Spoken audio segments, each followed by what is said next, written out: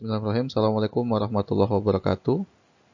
Di materi ini, sesi ini, saya akan menyampaikan materi terkait dengan profesi di mata kuliah Etika dan Profesi. Secara umum kemarin di pertemuan pertama, saya sudah menjelaskan beberapa definisi ya terkait dengan etika, kemudian di akhir juga saya menjelaskan terkait dengan etika profesi.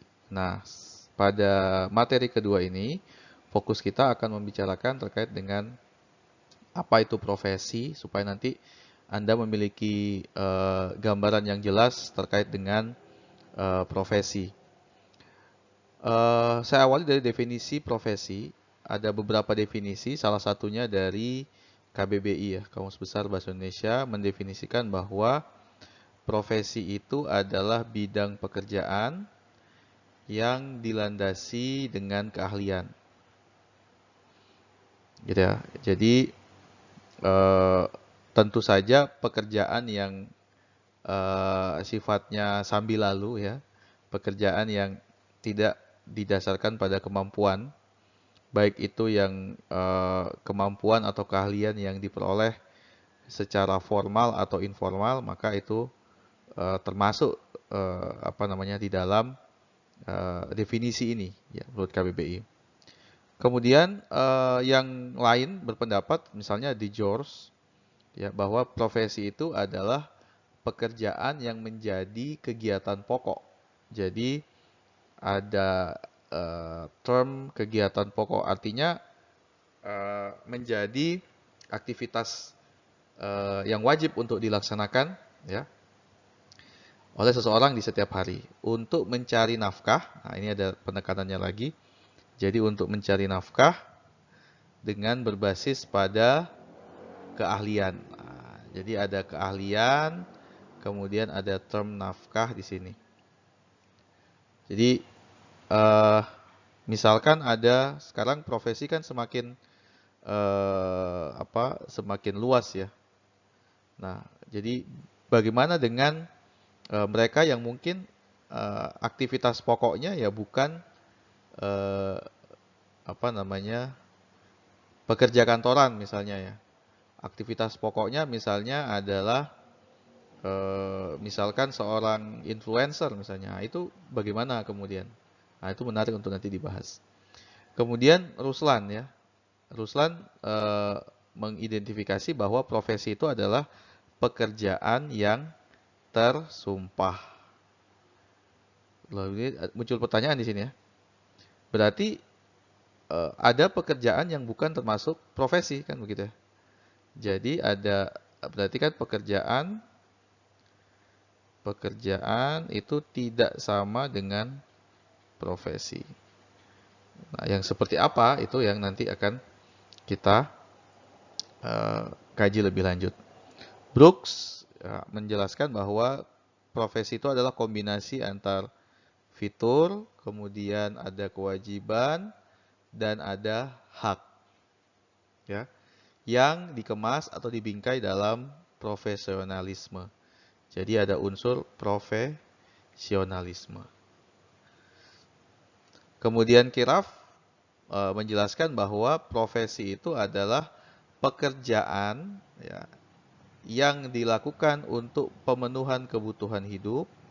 Jadi ada aspek memenuhi kebutuhan hidup dengan keterampilan dan komitmen yang tinggi.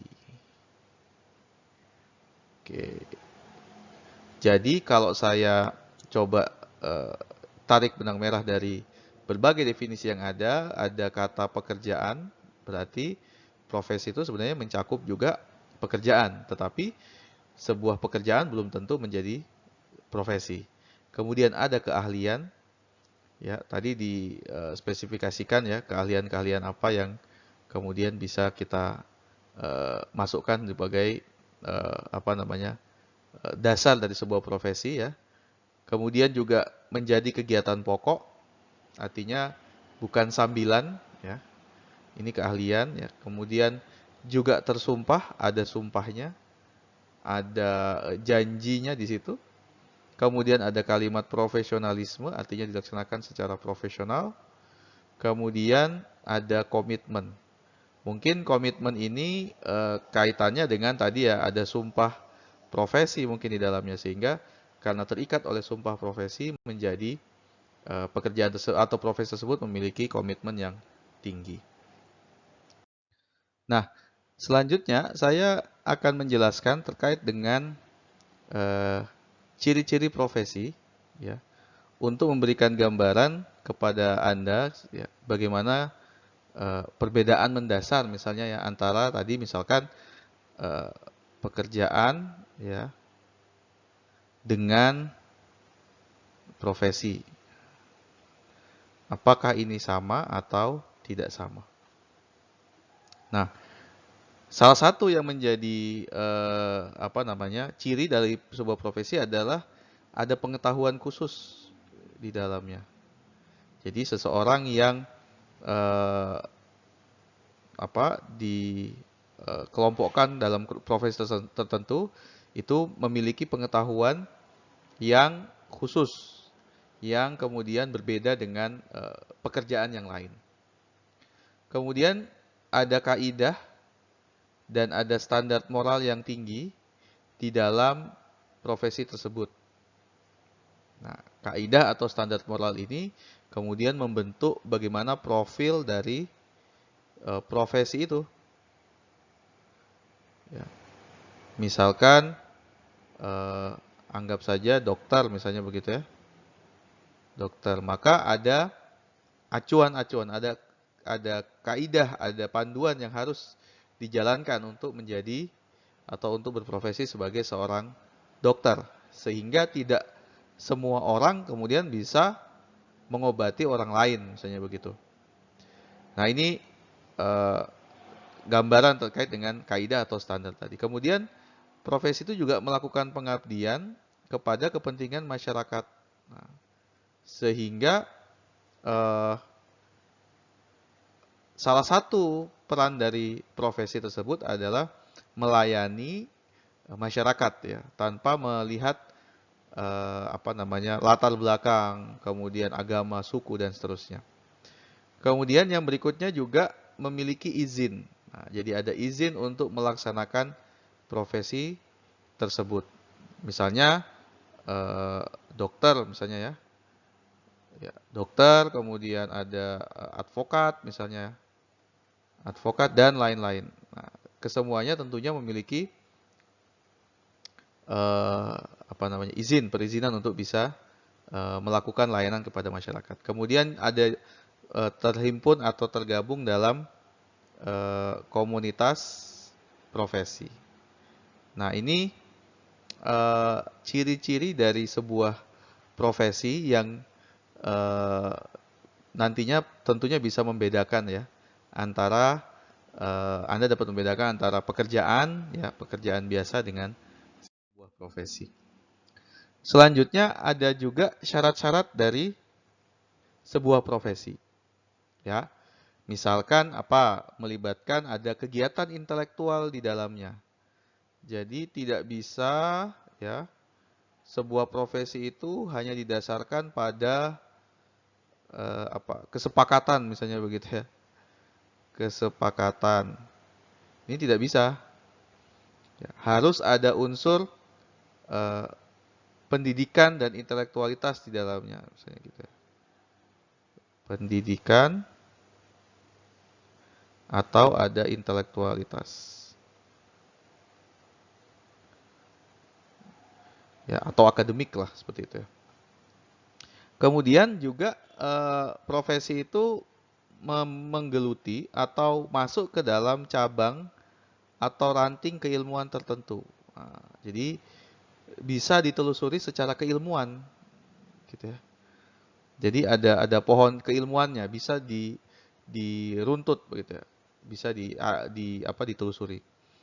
Kemudian, nah itu tadi sudah saya ceritakan, memiliki atau membutuhkan persiapan, ya, tidak hanya sekedar berupa pelatihan saja. Jadi mungkin ditempuh dalam pendidikan selama beberapa waktu begitu ya, dan seterusnya. Kemudian juga ada pelatihan dalam jabatan. Jadi masih ditingkatkan kemampuannya yang nantinya berkesinambungan ya antara eh, ketika awal bergabung dalam profesi tersebut sampai dengan nanti purna tugas. Kemudian ada karir di dalamnya, jadi ada jenjang, oke, serta keanggotaan yang permanen. Kemudian juga mengutamakan layanan di atas keuntungan pribadi ya. Jadi layanan kemudian yang dikedepankan dibandingkan pada aspek keuntungan pribadi.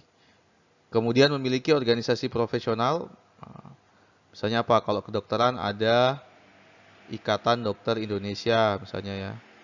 Kalau advokat ada Persatuan Advokat Indonesia ya, Peradi. Kalau guru ada misalnya PGRI gitu ya. Dan seterusnya, serta memiliki kode etik. Nah, selanjutnya apa definisi profesional? Tadi kita sudah sempat mengulas sedikit di atas tadi ya definisi profesi, ada kata profesional. Nah, secara secara terminologi ya, menurut Watt Lolly ya, profesional ini adalah kata yang umumnya diliputi gambaran mengenai citra diri. Nah, ini ya. Jadi menggambarkan bagaimana cita diri itu gambaran atau persona ya dari seseorang ya. Misalnya ketika Anda kemudian memesan sesuatu ya, misalnya barang gitu ya, kemudian ternyata yang datang atau yang dibuatkan itu tidak sesuai dengan yang kita pesan atau yang kita inginkan, maka kemudian muncul kata, kamu ini nggak profesional gitu ya. Atau penjualnya nggak profesional. Nah, jadi kan sebenarnya profesional itu terkait dengan apa yang kita inginkan atau apa yang kita harapkan kemudian itu terwujud atau terpenuhi misalnya begitu ya. Nah, itu gambaran terkait dengan profesional menurut Watt Lolly. Sedangkan menurut Minto ya, profesional itu dilihat atau terwujud tercermin dari adanya keterampilan ya, kemudian sifat yang andal atau handal ya, serta bertanggung jawab. Nah, jadi ini match dengan profesi tadi, bahwa di dalam profesi ya dituntut adanya profesional ya, adanya sifat nanti profesionalisme di mana wujud dari profesional itu adalah seseorang itu terampil ya, dan handal. Terampil bisa diperoleh dari pelatihan atau pendidikan serta dari intensitas ya atau jam terbang dia melaksanakan profesinya tersebut. Yang selanjutnya ada karakter profesional. Nah, ini bagaimana sebenarnya karakter profesional itu bisa kita kenali dari seorang misalnya yang berprofesi ya, misalkan sebagai dokter atau sebagai advokat atau sebagai guru dan seterusnya.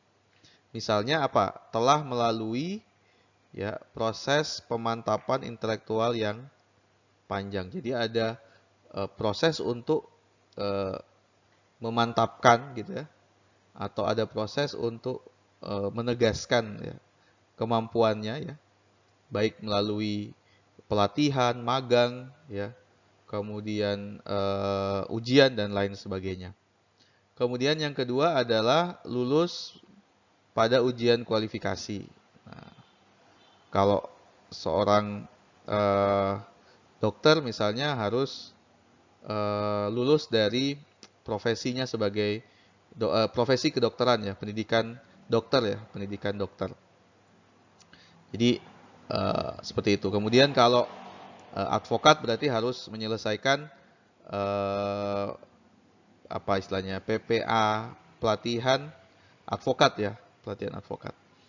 Kemudian guru juga demikian harus mengikuti PPG untuk memperoleh sertifikat atau sertifikasi guru. Jadi di dalam pendidikan formal. Kemudian juga memiliki keahlian yang vital. Jadi ada keahlian yang memang spesifik gitu ya.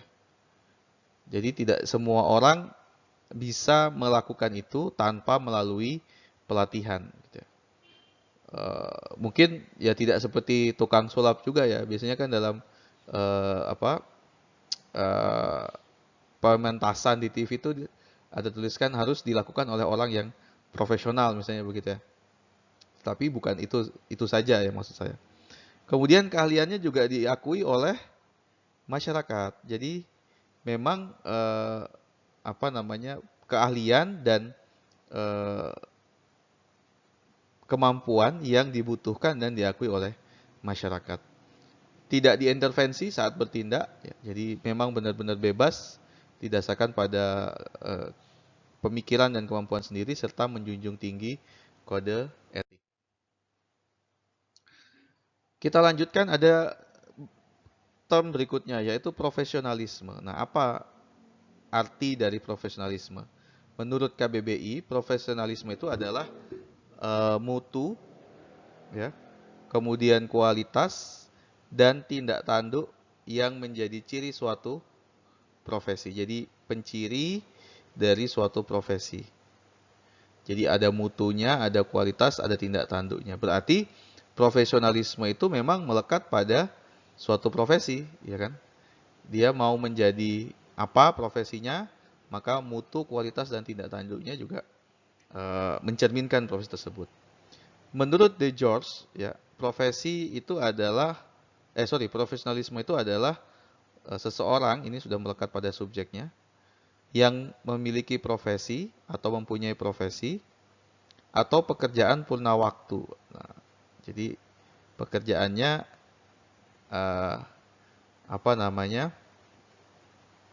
memiliki batasan ya, seperti itu ya, memiliki batasan. Kemudian Arsana ya mendefinisikan bahwa profesionalisme adalah didasari pada dedikasi. Jadi ada dedikasi, ada keinginan untuk memberikan atau keinginan untuk mengabdi ya kepada sesuatu, itu kemudian menjadi kunci atau menjadi ciri dari profesionalisme menurut definisi yang ada. Nah, ciri apa saja yang ada dalam profesionalisme dilakukan secara sadar. Jadi tidak bukan karena terpaksa dan seterusnya, serta didasarkan juga pada keahlian dan keterampilan. Jadi kembali lagi pada keahlian dan keterampilan. Berarti seseorang yang profesional itu adalah seseorang yang terlatih dan seseorang yang terampil. Kemudian profesionalisme juga meluangkan seluruh waktu untuk pekerjaan. Jadi memang benar-benar dia mendedikasikan, tadi ya, kembali ke dedikasi. Kemudian, nah ini, hidupnya bersumber dari pekerjaan atau profesi tersebut. Karena dia profesi yang tetap, maka kebutuhan hidup juga diperoleh dari atau didapat dari pekerjaan atau profesi tersebut. Kemudian ada rasa bangga terhadap pekerjaannya. Jadi ketika seseorang itu ditanya profesinya apa, maka dia dengan bangga atau bisa menceritakan profesi tersebut, tidak ditutup-tutupi dan seterusnya. Berikutnya kita ke konsep kode etik. Jadi kemarin sudah kita bahas sedikit tentang etika profesi, di dalamnya ada kode etik tadi. Nah, apa saja yang yang dimaksud dengan kode etik itu? Ya, kode etik adalah daftar kewajiban. Jadi didaftar gitu ya, kewajiban yang harus ditaati ya oleh anggota profesi, ya. Kemudian dibuat juga oleh profesi tersebut, jadi ditaati oleh anggota, dibuat oleh profesi, serta mengikat bagi semua anggota profesi tersebut. Jadi harus taat, kemudian yang membuat juga dari profesi tersebut dan mengikat. Kemudian kode etik juga mengatur ya tingkah laku moral ya, suatu kelompok profesi secara tertulis. Jadi biasanya ada ikrar atau ada tulisan-tulisan yang kemudian menceritakan bagaimana kode etik suatu profesi itu kemudian untuk dijalankan. Jadi kode etik ini mengatur tingkah laku moral dari sekelompok anggota profesi tersebut.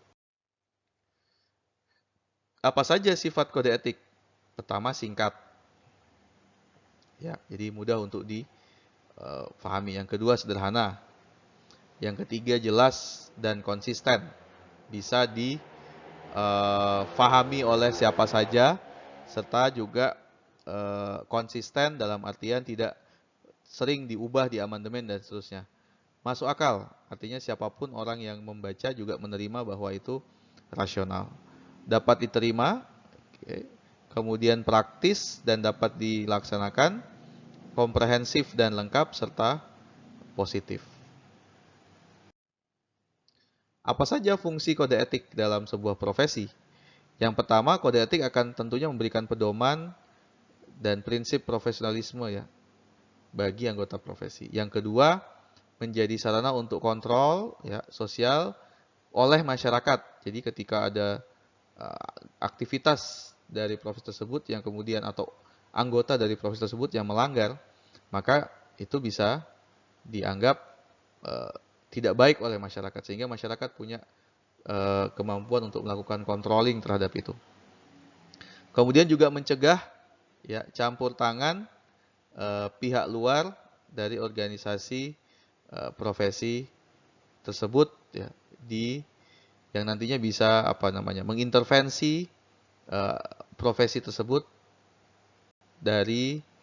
atau oleh pihak di luar profesi itu. Nah, apa saja tujuan kode etik?